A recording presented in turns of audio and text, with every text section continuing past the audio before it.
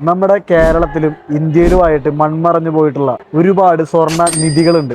നമുക്കിന്ന് ഓരോന്നോരോന്നായിട്ട് പരിചയപ്പെടാം. Hi hello everyone, it's me Sreejith ഐകസെഡ് ജ്വല്ലറി ഡിസൈനർ. ആനക്കുഴിയിലെ നിധി.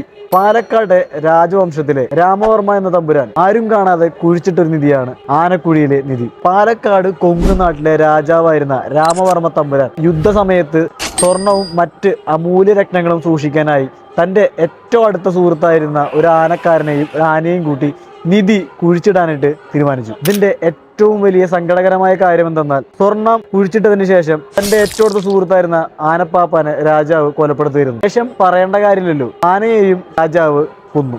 എന്ന യുദ്ധത്തിന് ശേഷം രാജാവും മരണപ്പെടുകയും ചെയ്തു. പാലക്കാട് ജില്ലയിലെ ചെറുവണ്ണൂർ, കൊടുവന്നൂർ, കൊല്ലങ്കോട് എന്നീ സ്ഥലങ്ങളിലാണ് ഈ നിധി കുഴിച്ചിട്ടിരിക്കുന്നത് എന്നാണ് ഒരു ഐതിഹ്യമുള്ളത്. എന്നാൽ ഒരുപാട് ആളുകൾ ഇപ്പോഴും ഈ സ്വർണ്ണനിധി അന്വേഷിച്ച് നടക്കുന്നുണ്ട്. ഈ സ്വർണ്ണനിധി അന്വേഷിച്ച് നടക്കുന്ന ആളുകൾക്ക് ശാപം വന്നു ചേരും എന്നാണ് ഒരു ഐതിഹ്യമുള്ളത്. ഇതൊരു കെട്ടുകഥയോ ഐതിഹ്യമോ അല്ലെങ്കിൽ ഒരു യഥാർത്ഥ സംഭവമോ ആയിരിക്കാം. പക്ഷേ അനധികൃതമായി നിധി തേടി ഖനനം ചെയ്യുന്നത് നിയമവിരുദ്ധമാണെന്നുള്ള കാര്യം മനസ്സിലാക്കിയെടുക്കുക. അപ്പോൾ ഈ വീഡിയോ കണ്ട് ഇനി നിധി അന്വേഷിച്ചാലും കറങ്ങി നടക്കേണ്ട, ചിലപ്പോൾ പോലീസ് വെക്കും. അപ്പോൾ ഇതുപോലുള്ള ഇൻട്രസ്റ്റിംഗ് ആയിട്ടുള്ള ഗോൾഡ് ജ്വല്ലറി ആഭരണങ്ങളെ പറ്റിയിട്ടുള്ള വീഡിയോസിന് വേണ്ടിയിട്ടും ഇതുപോലുള്ള സ്വർണ്ണ ഗിനികളെ പറ്റിയിട്ടും സ്വർണത്തിനെ പറ്റി അറിയാൻ വേണ്ടിയിട്ടും നമ്മുടെ ചാനൽ ഒന്ന് കയറി ഇപ്പം തന്നെ ഫോളോ ചെയ്യുക. അതുപോലുള്ള ഇൻട്രസ്റ്റിംഗ് ആയിട്ടുള്ള ഗോൾഡ് സ്വർണ്ണ നിധികളെ പറ്റിയിട്ടുള്ള കഥകൾ നിങ്ങൾക്ക് അറിയാമെന്നുണ്ടെങ്കിൽ എനിക്ക് പേഴ്സണലായിട്ട് മെസ്സേജ് അയക്കാം.